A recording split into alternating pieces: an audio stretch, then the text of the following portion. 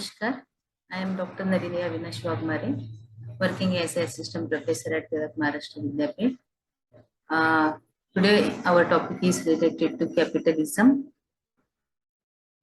socialism, liberalism, and nationalism. Actually, these all topics related to world history while we are studying the World War First, then Russian Revolution, then Chinese Revolution, then World War Second, and other things. So before that, what is the background of this all movement? So very briefly, we have to study this topic in this lecture. Then growth and development of capitalism. Earning of money and its collection is a general tendency of man which can be said to be a significant part of social life. But it is improper to use unfair means like looting and committing theft for the collection of money. With the beginning of modern era and as a result of industrial revolution, the growth and development of capitalism could be possible. There are many reasons to start the capitalism. Then the industrial development and globalization began essential for honor and supremacy. People began to have a swing towards capitalism. So the capitalistic tendency cannot be said to be illegitimate, but earning of money through unfair means and exploitation is a social and national evil. This is the reason that all the capitalists has been named as a exploiting class. So here we find the rich and poor, higher and lower, labor and capitalist.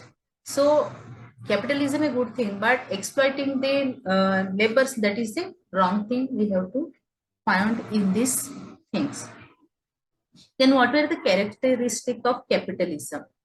In capitalist system, people have personal ownership on the sources of productions and industries are established in some private sectors. Spirit of competition is the chief element of capitalist culture and system. Desire to earn more and more money. In fact, the consumer is the foundation of capitalist economic system because at every stage of production, the manufacturer keeps in view the likes and unlikes of the consumer in his mind. In fact, capitalism means organization of business at a larger scale when a factory owner earns a heap of wealth by establishing factory with the help of his collected wealth, his constantly increasing interest in capitalism is known as capitalism. At last, we can say that capitalism means that economic system in which only a few persons have control over the production and resource of exchange who earn a lot of wealth by exploiting the laborers to become a capitalist. So here the exploiting laborers and other things we find in capitalism. Then helping elements in the development of capitalism. In fact, the following reasons contributed a lot in the development of capitalism. The abolition of feudal system and the end of economic system based on agriculture helped very much to the development of capitalism. As we know that in the medieval period, Saramjam Shahi Paddhati, or what we call this Jagirdari Paddhati, or feudal system, whichever all over the world that was existing in medieval period. Later on, it was slowly abolished by the respective governments. So that give a push to the capitalism. Then geographical discoveries also contributed much to the expenses of capitalism.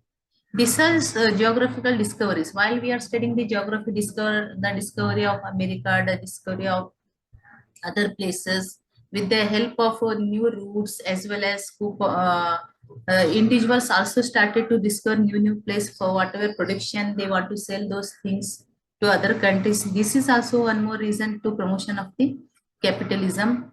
It inspired every individual to the conversion of his wealth to the capitalism. The availability of labor and capital as well as raw material from the Asian Africa also played a significant role to the development of capitalism, because most of the capitalist countries, if they are produce more things, they want to more rich. So for producing things, for raw materials, they want migrate one place to, or they go to other places, purchase the labors or purchase the people, and they or we can say manpower, they bring them and involve them in the factories and other places, and they get the profit. So this manpower is basically available in Asian and African countries. It is one more, even manpower as well as labor as well as the raw materials which are available in Asian African countries, that is also promoted to the capitalism. Then manufacture and use of excellent tools pertaining to agriculture and industries contributed tremendously to the development of production. Hence, people began to expect greater profit by using lowest cost. It is therefore evident that the technological development in the making of tools and instruments also lead to the development of capitalism. The stories of gold, silver, iron, bronze, tin, etc., which were made available to the countries of Europe from the mines, also encouraged the process of machinization, and too much production improved export. The availability and collection of metal encouraged the use of coins, which go on impetus of capitalism. In order to get more profit, the capitalists felt the necessity of investing more capital.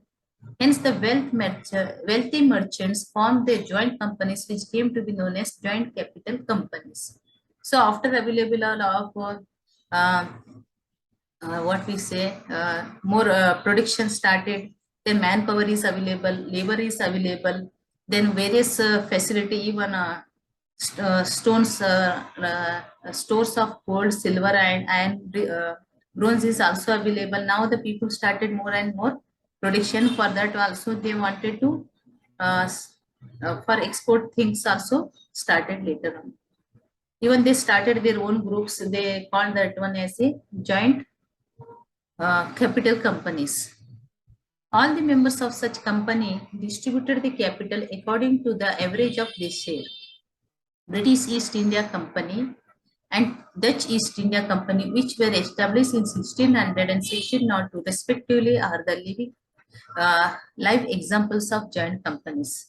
So here we know that how the in India, how the Britishers first came for trade and commerce purpose, and how they make the India as their colonies later on. Even East India Company, even French Company, how what were the reasons they came to India and how they found the Indian situation, and they started their own. First of all, they came here only for business and trade and commerce purpose. But later, not only in India, even they went to other places also. But take the advantage of that place, they make those places as their colonies and get the more and profit, and they rule those places. Then banking system also contributed much to the development of capitalism, feeling the problems in the process of exchange of money. Because of the rise of trade, banking system was started so that the big merchants could be saved from the risk of carrying huge amount in cash with them during their journey. So today we also know that how this banking system help us a lot to, if you have too much of gold, money, or other precious things with us. So we not keep everything with at home and other places. We trust in bank, and we kept the whole things in the bank. So this banking system also promoted the more and more business and became a capital as a strong. The availability of banking facility also helped to rise of capitalism. Besides this, insurance systems was also introduced in the Europe, which minimized the risk in business. Now, no merchants has to face any sudden natural calamity. Hence, it is clear that the insurance companies also played a significant role in the rise of capitalism. So, after banking system, the insurance of car, insurance of family members, insurance of particular industry, this gave a more opportunity to the people to they get the profit. The development of national mercantilism also contributed much in the upliftment of capitalism. So, what was the nature of this capitalism? Hence, it is quite evident that nature of capitalism went on changing from time to time, because 1600 capitalist system is changed, then 18th century, then 19th century, then 20th century. Now its capitalism system is totally different form. First stage of commercial capitalism later on changed its form into industrial capitalism, but ultimately it took the shape of revenue capitalism. After the establishment of joint companies and corporations, the workload was shifted to the paid employees and direct relation of merchants with the business began to break. Now his role responsibility was only limited to the collection of money and distribution of profit. Moreover, now the capital started to invest their money in other trades and industry in order to earn more and more profit. In fact, the capitalism lead imperialism to the path of progress and development. So in the capitalism, only industry, labor, uh, bureaucrat people we find in the capitalism. Later on, the capitalism take a big role as a imperialism. The big nations, uh, empire nations now went to other smaller nations and rule those nations as well and make small nations as their colonies. That the capitalism later on changed in the form of imperialism. Then what is the causes to rise and development of imperialism? By the year 1815, tendency of negligence towards colonialism had came to an end and signs of change began to appear in imperialism. It has always been a tendency among the countries of Europe that they establish their control over the weaker and resource-less countries, and often wars had been fought for the achievement of these missions. As a result, the big powers divided the entire African continent and many parts of Asia among themselves. Thus, they express their lust for imperialism by their activities. In fact, to define imperialism is a hard nut crack, but in general, imperialism is a process in which one country violating the boundaries of the other country extend his own territory. Different scholars have defined imperialism according to their viewpoint. So many historians, economists, scholars, even social scientists, politicians, political thinkers also given a different opinion about this capitalism. Let's see what their opinion. So in the Encyclopedia Social Sciences, it is said in context to imperialism that imperialism is the policy which at formation, organization and maintenance of an empire. It means such a vast kingdom which in a more or less quantity is built by some separate national units which is controlled by one single isolated central power. Professor Schumann has also defined imperialism and written that imperialism is a foreign rule imposed on the subordinate countries by power and non-violence in spite of various moral logics given against it. Professor Langer has remarked in this context that imperialism is the burning desire by which people of one country endeavor to establish their control on the other group or territory from political and economic point of view by direct or indirect method. C.D. Burns is of the opinion that imposing of similar administrative system and law over different countries and immigrants is considered imperialism. All the definitions referred to above clearly indicate that, in fact, modern imperialism is the policy of exploitation of political control and extensive materialism. Then, what were the causes of rise of and development of imperialism? First, economic cause. The role of industrial revolution is clearly visible in the development of trade and industry because more trade and industry develop. That is one more reason to cause the imperialism. This revolution gave great speed to the production for which the raw material was needed in huge quantity. Beside it, there was also need of raw markets for sale of manufactured goods, whatever production they wanted to sell now. It increased the spirit of competition among the countries, and poor countries of Africa and Asia became victim of this tendency. As we know that industrialization, capitalization now started, then the one nation is big, other is small, and the competition for marketing and sell the production and get the profit and became a rich nation. For that competition is started, that's why the imperialism taken in shape. Besides it, they invested their extra capital in their colonies and went on increasing their capital. In fact, the age of 19th century was an era of colonial expansions and all the big powers of Europe were involved in their blind race of imperialism. Then another reason is the problem of inhibiting the extra population. One of the significant aspects of European imperialism was to make a accommodation for the extra population. After the outbreak of industrialization, the villagers began to move to the cities in search of employment, and there was a lack of place and job for all the people who came to the cities. There was only one way to procure new territories, and it was to establish new colonies so that all the needs of time could be fulfilled. Hence, the countries of Europe, with the help of their power and resources, got success in the establishment of colonies. So now the population started, what is the population increase in their state. So they have not able to provide everything, jobs to them. Now the people migrated to other countries to fulfill their needs and job purpose.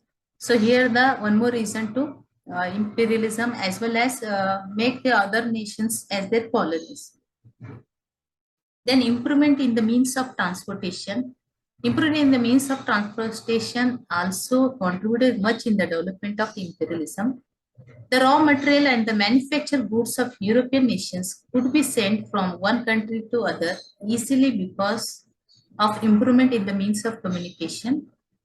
We built well-built roads, invention of railway, and its expansion and the steam-driven heavy ships were easy means to send the goods at any desired place. Hence, it was neither difficult nor painful to establish, control, and run the administration at the far off countries. So, means of transportation, technology also one more reason to easily things. Then lust of ambitious rulers for imperialism. Well, out of the we get reference of various such rulers as were very ambitious.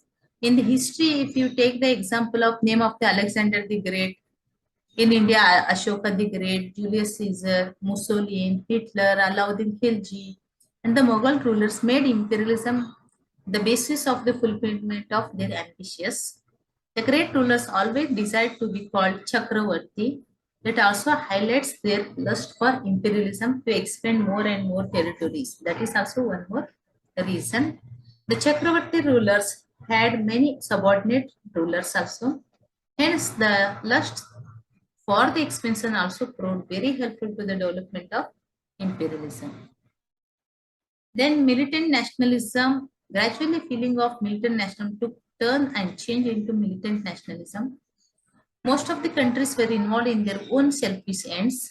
Every nation was busy in proving his superiority to other, desired to get victory by means of power, ultimately to the establishment of imperialism. During this period, many scholars and politicians contributed to the development of imperialism by their own writings and speeches. Then another reason, religious cause. The missionaries were greatly in need of new colonies for preaching their religion, so that they could not make an innocent people dance on their fingerprints. The Christian missionaries did a lot of work in this direction. Later, the Muslim rulers and Sufis also preached their religions. They inspired the poor and backward people by promising them education, medical aid, and job. So they encouraged the rulers for the development of imperialism in order to get new areas to preach their religion without any hindrance, without any hesitation. This is also one more reason. Then propaganda of imperialist countries. Many countries of Europe and their inhabitants did not consider any evil in the policy of imperialism, nor they regarded it a source of exploitation and torture. They are of the opinion that this system was started to civilize the socially, economically, and educationally backward people.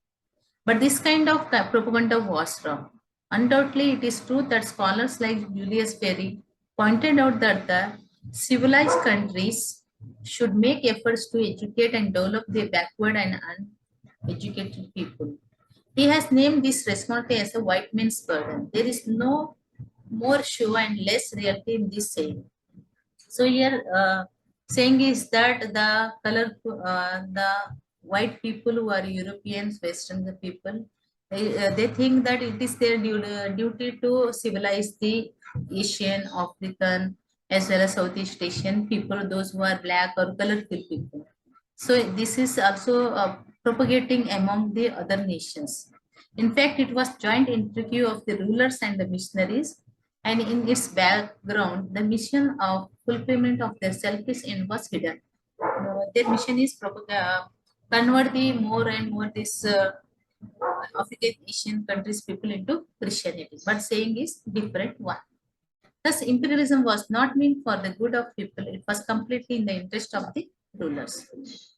Then we know that imperialism in countries India, China, Africa, Portugal, Italy, Germany, and France. If you thoroughly want to know the history of imperialism, you have to refer more and more book. One example we give that how, if take the example of India, how the British came here, established first of all their trade and commerce, then later on makes big cities like Calcutta, Mumbai, Chennai or Madras as their capital places. Then later on, how using various policies, introducing various systems, act, they control the whole India and make India as their colonies and looting them and made them as a slave country. Not we can say, but they made India as their colony, but they drain our wealth to their own nation and made their nation as a richest one. So other examples also there: China, Africa, Portugal, Italy, Germany, and France. How Britain or Germany, Italy, France. When we have studied these imperial countries and exploited countries, you easily understand how imperialism spread in these countries and how the national movement started against the imperialism to overthrow their power and establish their own government in their state. Even we know in India how the national leaders, social religious reformers, and how many the leaders against the rules and regulations of the British power and get the independence from the colonial rule. So what were the results of this imperialism? As a result of the exploitation policy of the imperial nations, the economic system of Afro-Asian region was destroyed because of the imperialist nation looting them. The imperialist nations drained the raw material and sold their manufactured goods in the colonies. This process jeopardized all the local industry to the root. All the colonies of the imperialist countries were subjected to exploitation because of their policy of spending less and earning more. As a result, imperialist company, as a result, imperialist colony, two classes emerged in the society: exploiter and the exploited, which created a feeling of hatred among the people against one another. Then Europeans considered them for superior than the native people. They also hated the local people. They had monopoly on all higher posts in the administration. Thus, a feeling of distinction emerged between high and low, rich and poor, developed country and developing one. Then feeling of taking new grave among the people because of the policy of imperialist countries, and they recognize their weaknesses. Patriotic and nationalist feeling developed among the public because of atrocities of imperialists, which inspired them for the organization of national movement to get rid of the exploiting policy of the imperialist. Then directly we go to the brief information about the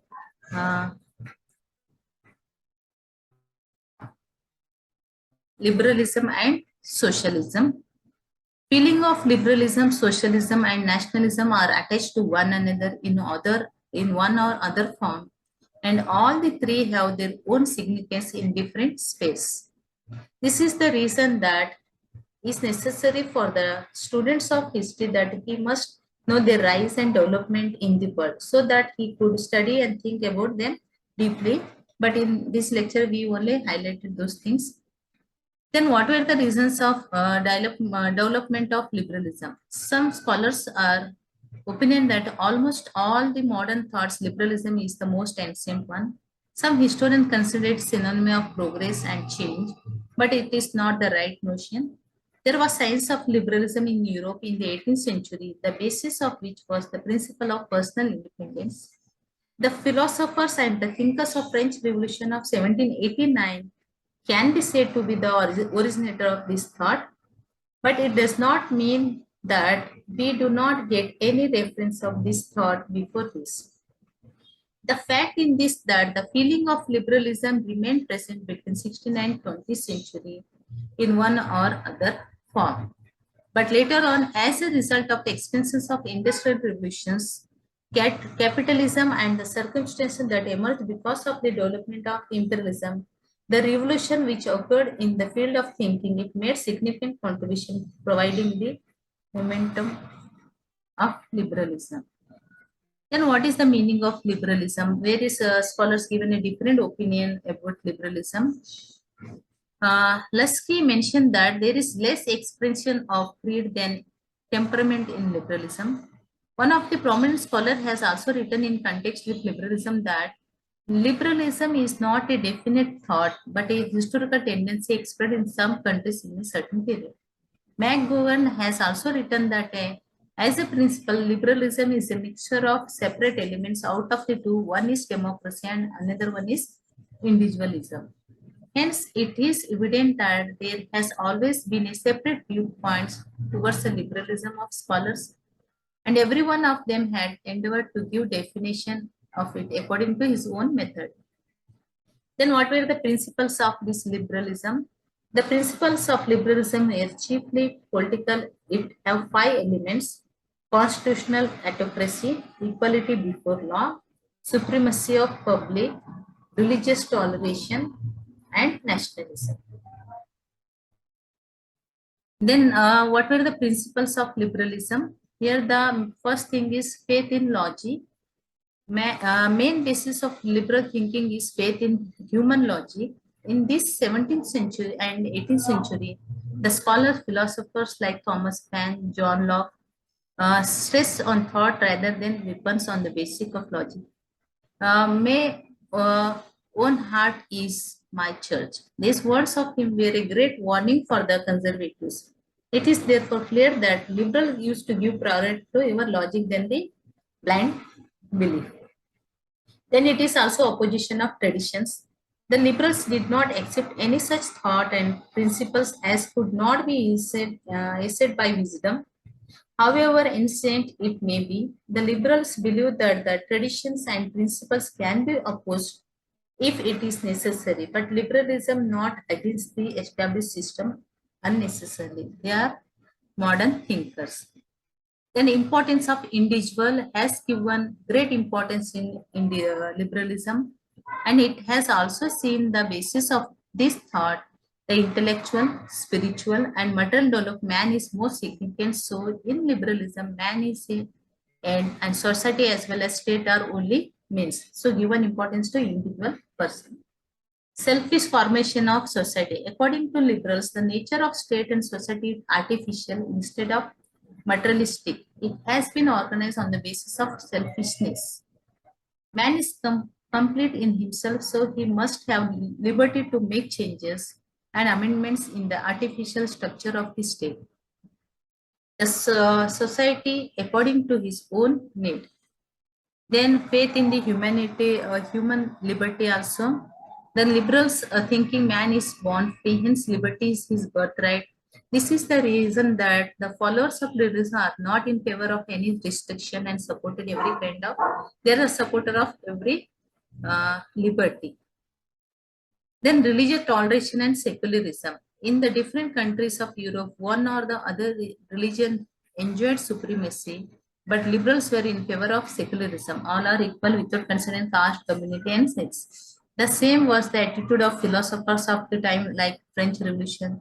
Therefore, in different countries of the world, especially in France and America, secular states came into existence, which is the chief contribution of liberalism. Then they also give an importance to supremacy of law. They believe that both the ruler and ruled should give importance to law the same standard. If the ruler himself does not obey the law of the state and torture the public, people automatically have right to dethrone such a tyrannical ruler. But it should be done with a peaceful and legal way. Faith in democracy, and it is well known, liberalism was emerged uh, in opposition to reaction of its autocratic rule. So no man has right to exploit or torture any individual. It has a quoted in the Declaration of Human Rights in France that nation is the basic source of entire supremacy. No man or group or of men can be head of such institution and has not been achieved by the nation. So they are faith in democracy and justice. Then development of liberalism is not a sudden one. Liberalism was a conflict of new feelings of nationalism against the ancient regime in which the end liberalism and nationalism succeed. Max Weber has pointed that the principle of Protestants contributed much in the establishment of the liberal ideals. By the year 1970, Vienna system had lost its existence completely, and the national state of Germany and Italy had been founded on its uh, remnants. Comparatively, liberalism got more success in Italy than Germany. The fact is that the speed of its development remained very slow in the Germany. But as a result, but the year 1871, leaving aside Balkan Peninsula and Eastern Europe, liberalism had gained ground at all the places and several national states were established. As a result, there occurred various changes in the map of Europe. After the decline of Bismarck and enthronement of William II, Caesar II, the politics of Europe began to shape of world policies. Consequently, Europeanization began to transform into history of the world. This is the reason that significance began to be given to the principle of democracy, which can be said to be a great success of liberalism. Then reformative movements began to flourish in England from 18th century. Because of this movement, Act of 1832 was passed. So in this act, what were the points mentioned here in this chart? Act given the authorities to peasants as well as others. Then development of liberalism. Again, the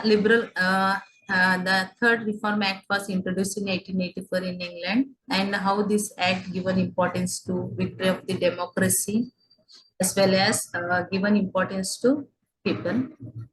Then directly we go to the last topic related to rise and development of socialism. There are various definitions of socialism. We highlighted only 2-3 points here. In fact, socialism is such a thought system and lifestyle according to which the society is to be formed in a particular way that every individual should work according to his capacity and the distribution of production should be done judiciously and properly. As a result, industrial revolution, the significance of the capitalist class and the middle class increased tremendously and they established their supremacy in the political sphere. So people began to oppose them as the policy of middle class exploitation and division. It inspired the laborers and downtrodden to establish their organization and gradually started to oppose the capitalists. Consequently, in place of individual liberty, socialism began to be get significance. Then various authors given a different opinion about the socialism, that socialism is a democratic movement of the labor class, the aim of which is to establish such an economic system in society which could provide maximum of justice and independence at the same time. Email, a prominent scholar, has written that it was a movement of labor organizations, the aim of which was to be get victory over political power in order to change the capitalist property of social property. Then here also the aim of socialism, Narendra Dev also said the aim of socialism was to establish such a classless society as there might not be any exploiter and exploited. And society should proud to be joint organization of people based on the principle of cooperation. And the other, they also, other scholars also give an opinion about they, what was the rise and development of socialism while we are studying the They tried to reform the condition of laborers by their thoughts, but they could not achieve much success in their mission. First of all, Robert Owen directed his attention to the establishment of ideal cooperative institutions for the upliftment of the laborers. In fact, he had heartfelt desire towards all-round development of the laborers. Besides this, he was in favor of making a proper division of profit between the capitalists and the laborers. So here, when Robert was busy making his efforts for the good laborers in England, at the same time, states and Korea were also entangled in the execution of similar plans. So here the Louis Blanc was the most prominent person of the socialist thinking. He also opposed the personal liberty and stress on laborers' right of work. He also emphasized that national factories should be established for the solution of this problem. So most of the socialists, they are trying to give upliftment of the laborers, peasants and farmers. So their points is that establishment labor organizations provide the right of work, no exploitation of man, uh, then establishment of the dictatorship of the proletariat. These are the points we found in the socialism. These are the reference books you can refer for more detailed study. Actually, very briefly, I have explained related to capitalism, imperialism, liberalism, and socialism. For more, you can refer these books.